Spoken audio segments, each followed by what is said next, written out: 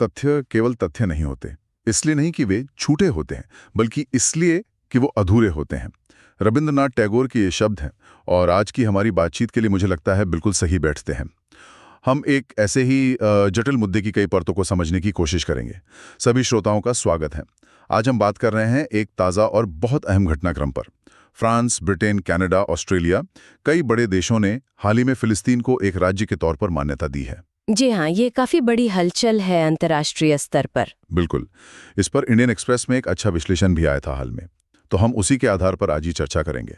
और देखिए, ये विषय सिर्फ अंतर्राष्ट्रीय मामलों में रुचि रखने वालों के लिए ही नहीं, बल्कि यूपीएससी की तैयारी करने वाले दोस्तों के लिए भी बहुत जरूरी है। हाँ बिल्कुल, जीएस पेपर 2 और प्रीलिम्स दोनों के लिहाज से। सही कहा।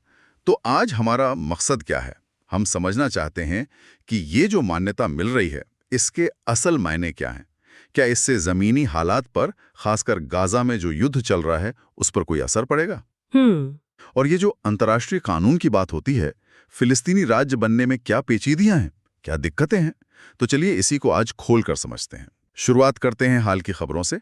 सोमवार को फ्रांस ने यूएनजीए में घोषणा की। जी उससे पहले ब्रिटेन, कनाडा, ऑस्ट्रेलिया भी ये कर चुके हैं। हाँ, और सिर्फ यही नहीं, पुर्तगाल, बेल्जियम, लग्जमबर्ग, माल्टा जैसे कई और यूरोपीय देश भी हैं। अच्छा, मतलब एक लहर सी चल पड़ी है। हाँ, एक तरह से कह सकते हैं।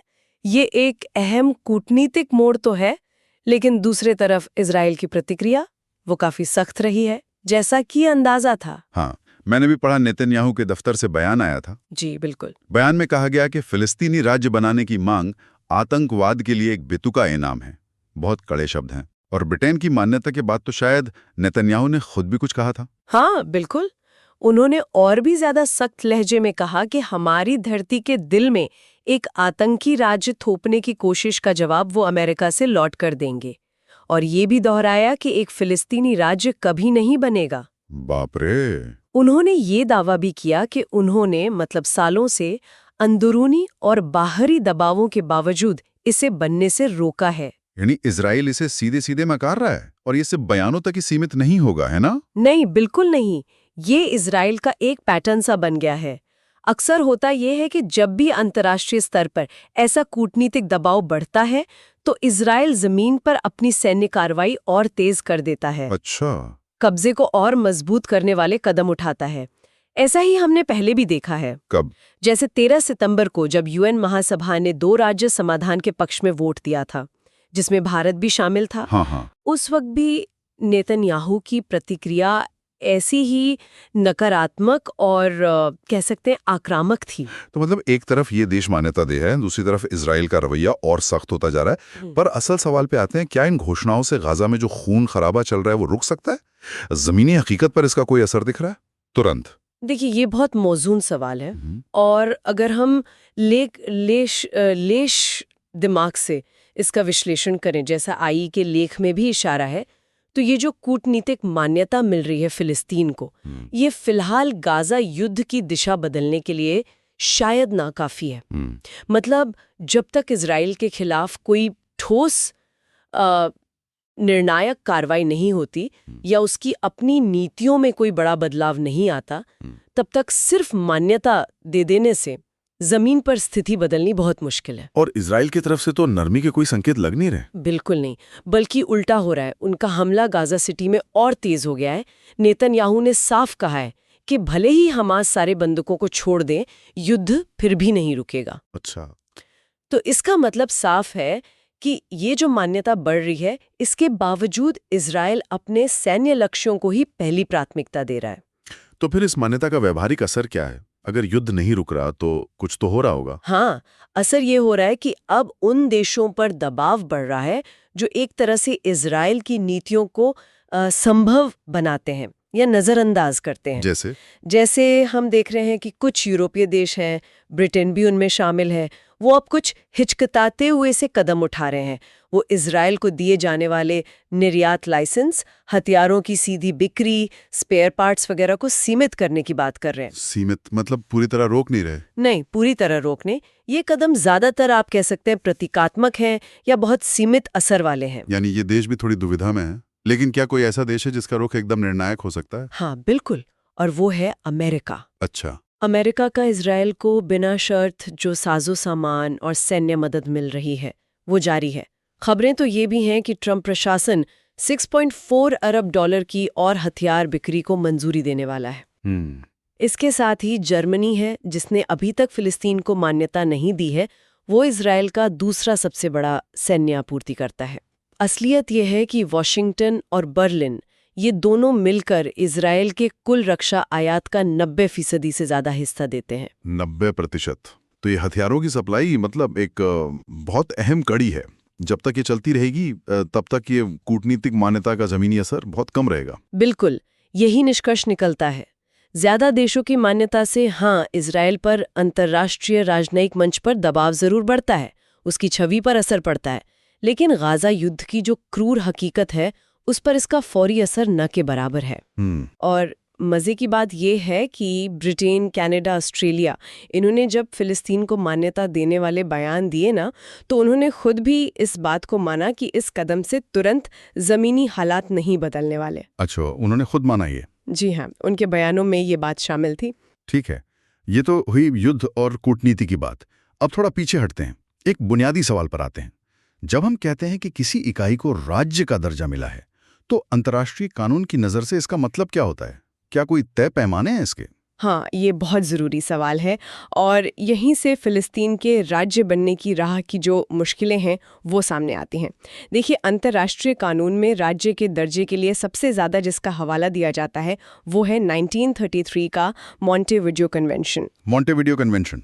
हाँ जी, ये कन्वेंशन राज्य होने के लिए 4 मुख्य शर्तें बताता है। 4 शर्तें कौन कौन सी? पहली, एक परिभाषित भूभाग, मतलब एक तय इलाका। ठीक है। दूसरी, एक स्थायी आबादी, परमानेंट पॉपुलेशन, लोग जो वहां रहते हों। तीसरी, एक सरकार जो उस इलाके और आबादी पर शासन करे। ओके। और चौथी, अन्य राज्यों के साथ संबंध स्थापित करने की क्षमता, मतलब दूसरे देशों से रिश्ते बना सके। ठीक है, तो ये 4 पैमाने हैं: क्षेत्र, आबादी, सरकार और बाहरी संबंध बनाने की क्षमता। अब अगर हम फिलिस्तीन को इन पैमानों पर देखें तो क्या तस्वीर उभरती है? पहले मानदंड से शुरू करते हैं, परिभाषित भूभाग। यहीं पर पहली और शायद सबसे बड़ी चुनौती सामने आती है।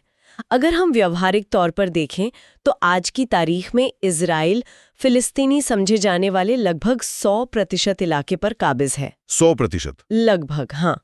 इसमें वेस्ट बैंक है, पूर्वी यरूशलेम है और अब तो गाजा पट्टी भी शामिल है। दशकों से इजराइल इन सभी क्षेत्रों की जमीनी, हवाई और समुद्री सीमाओं को पूरी तरह कंट्रोल करता है। वैसे तो जब 1988 में फिलिस्तीन राज्य की घोषणा हुई थी तो उन्होंने 1967 से पहले की सीमाओं को अपना आधार बताया था। हाँ। जिसमें वेस्ट बैंक, गाजा और पूर्वी यरूशलेम थे। लेकिन तब से आज तक इन क्षेत्रों पर फिलिस्तीनी नियंत्रण लगातार कम ही हुआ है, बड़ा नहीं। इजराइल लगातार नई बस्तियां बसा रहा है। हाँ, ये खबरें आती रहती हैं। बिल्कुल। और हाल ही में इजरायली संसद नेसेट ने वेस्ट बैंक के कुछ हिस्सों के विलय यानी एनेक्सेशन का भी समर्थन किया है। और अब तो इजराइल के वित्त मंत्री बेजलेल स्मोट्रिच का वो बयान, गाजा को रियल एस्टेट बोनांजा कहना, हाँ, वो मैंने भी सुना था। वो साफ इशारा करता है कि इजराइल युद्ध के बाद गाजा पर भी अपना नियंत्रण शायद बनाए रखना चाहता है।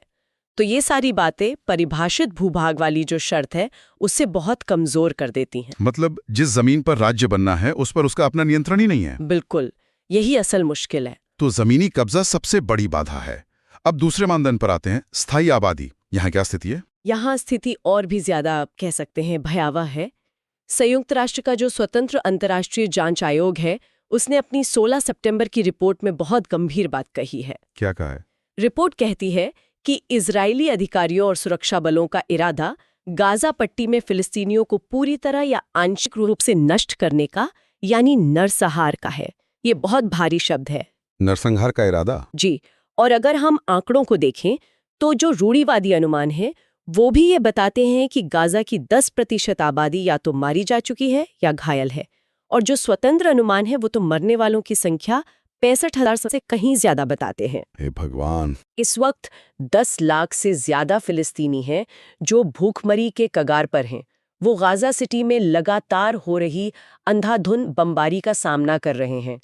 और इजराइल ने आगे और हमले करने का इरादा भी साफ जाहिर किया है। तो यहाँ सवाल ये उठता है कि क्या ये हालात फिलिस्तीनी राज्य का जो दूसरा स्तंभ है, यानी स्थायी आबादी, उसके अस्तित्व पर ही सवालिया निशान नहीं लगा रहे? ये तो वाकई बहुत चिंताजनक तस्वीर है। अब तीसरे मानदंड पर आते हैं, सरकार। क्या फिलिस्तीन के पास कोई प्रभावी सरकार है जो इन क्षेत्रों पर शासन कर सके? ये भी एक पेचीदा मामला है। वेस्ट बैंक और पूर्वी यरूशलेम के जो थोड़े बहुत इलाके हैं, वहाँ कानूनी तौर पर तो फिलिस्तीनी अथॉरिटी पीए का शासन माना जाता है, मतलब डे जूरे। हाँ, लेकिन जमीनी हकीकत यानी डिफैक्टो ये है कि असली नियंत्रण वहाँ भी इजराइल का ही है। अच्छा। और गाजा की बात करें तो वहाँ 2007 में हमास में पीए को हटा दिया था। हाँ, वो 2006 के चुनाव के बाद हुआ था ना? जी बिल्कुल, पीए ने हमास की चुनावी जीत को स्वीकार नहीं किया था। उसके बाद हमास ने गाजा पर कब्जा कर लिया। तब से वहां हमास का शासन रहा है। लेकिन हमास ने भी कैसे शासन किया है? इजराइल की पूरी नाकेबंदी के तहत जमीन, हवा, पानी सब बंद। अब जो ये अंतर्राष्ट्रीय मान्यता मिल रही है, इसके साथ पीए में सुधार की मांगे भी उठ रही हैं और पीए ने कहा भी है कि वो सुधार करेंगे। दूसरी तरफ हमास से कहा जा रहा है कि वो हथियार डाल दे और राजनीति से हट जाए, जिसे हमास ने खारिज कर दिया है। अच्छा। और अगर मान भी लें कि हमास हट जाता है, तो भी एक बिना सेना वाला फिलिस्तीन, क्या वो पूरी तरह संप्रभु होगा?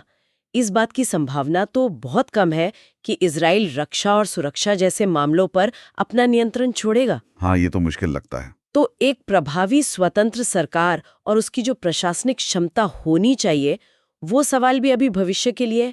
आज की तारीख में तो ये क्षमताएं इजराइल के कब्जे की वजह से बहुत कमजोर हैं। तो पहले 3 मानदंड, क्षेत्र, आबादी, सरकार, तीनों पर ही गंभीर सवालिया निशान हैं। अब आते चौथे पर, अन्य राज्यों के साथ संबंध स्थापित करने की क्षमता। क्या यहाँ कुछ पॉजिटिव है?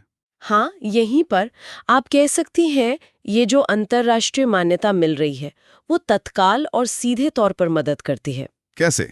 देखिए, जितने ज्यादा देश फिलिस्तीन को एक राज्य के तौर पर मान्यता देंगे, उतनी ही फिलिस्तीनी अथॉरिटी की अंतर्राष्ट्रीय मंचों पर अपनी बात रखने की ताकत बढ़ेगी, लॉबिंग करने की, संघर्ष के समाधान के लिए दबाव बनाने की क्षमता बढ़ेगी। ये उसकी कूटनीतिक ताकत को सीधा सीधा बढ़ाता है। लेकिन इसकी भी तो सीमाएं होंगी। मतलब सिर्फ रिश्ते बनाने से जमीन पर क्या बदलेगा? बिल्कुल, सीमाएं हैं। इस कूटनीतिक क्षमता की सफलता आखिरकार किस पर निर्भर करेगी? इजराइल पर और उसके सबसे बड़े समर्थक अमेरिका पर, उनके रुख पर। लेकिन हाँ, ये जरूर कहा जा सकता है कि मॉन्टेविडियो कन्वेंशन के जो 4 मानदंड हैं, उनमें से यही वो मानदंड है जहां बढ़ती अंतर्राष्ट्रीय मान्यता से फिलिस्तीन को फौरन और सीधा फायदा मिल रहा है। जमीन पर हालात चाहे जितने मुश्किल हों, पर दुनिया के साथ रिश्ते बनाने की उसकी जो हैसियत है, वो मजबूत हो रही है। तो अगर हम पूरी तस्वीर को समेटें, तो ऐसा लगता है कि ये हालिया मान्यताएं एक तरह का कूटनीतिक मील का पत्थर जरूर है, लेकिन ये जमीनी हकीकत से काफी आगे की बात लगती है। हाँ। युद्ध तुरंत नहीं रुक रहा और राज्य बनने की जो बुनियादी शर्तें हैं, जमीन, आबादी, सरकार, वो कब्जे और संघर्ष की वजह से पूरी नहीं हो पा रही। एकदम सही कहा आपने। ये कूटनीति और जमीनी हकीकत के बीच का एक बड़ा फासला दिखाता है। और इजराइल जिस तरह से जमीन पर हालात बदल रहा है, नई बस्तियां बसाना, क्षेत्रों पर कब्जा मजबूत करना, इसे फेट अकॉम्प्ली कहते हैं, यानी ऐसी स्थिति बना देना जिसे बाद में पलटना नामुमकिन सा हो जाए। हाँ। ये सारी चीजें एक व्यवहार्य फिलिस्तीनी राज्य की जो संभावना है, उसे लगातार कमजोर कर रही हैं। और यूपीएससी उम्मीदवारों के लिए ये समझना क्यों जरूरी है? देखिए, उनके लिए ये समझना बहुत जरूरी है कि ये मुद्दा सिर्फ इजरायली फिलिस्तीन संघर्ष तक ही सीमित नहीं है। ये सीधे सीधे अंतर्राष्ट्रीय कानून से जुड़ा है, राज्य की परिभाषा, स्टेटहुड, कब्जे के सिद्धांत या अंतर्राष्ट्रीय संबंधों से जुड़ा है, बड़ी ताकतों की भूमिका, यूएन का रोल और ये संघर्ष समाधान अध्ययन का भी हिस्सा है। हाँ, ये सब जीएस पेपर 2 के लिए बहुत महत्वपूर्ण है और प्रीलिम्स में भी पूछा जा सकता है। बदलाव का प्रतीक है। ये फिलिस्तीनी पक्ष को अंतर्राष्ट्रीय स्तर पर बल देता है। जी। लेकिन एक स्वतंत्र संप्रभु राष्ट्र और स्थायी शांति की मंजिल, वो अभी बहुत दूर है। रास्ता बहुत पथरीला है, जिस पर दशकों पुराने कब्जे के रोड़े हैं, जारी संघर्ष के रोड़े हैं और अमेरिका जैसी बड़ी शक्तियों की नीतियों के रोड़े अटके हुए हैं। बिल्कुल। और ये हमें एक बहुत अहम सवाल पर लाकर खड़ा करता है, जिस पर आगे सोचने की जरूरत है। क्या सवाल? सवाल ये कि जमीन पर इजराइल की कार्रवाइयों से दो राज्य समाधान तो लगातार अव्यावहारिक होता जा रहा है, मुश्किल होता जा रहा है।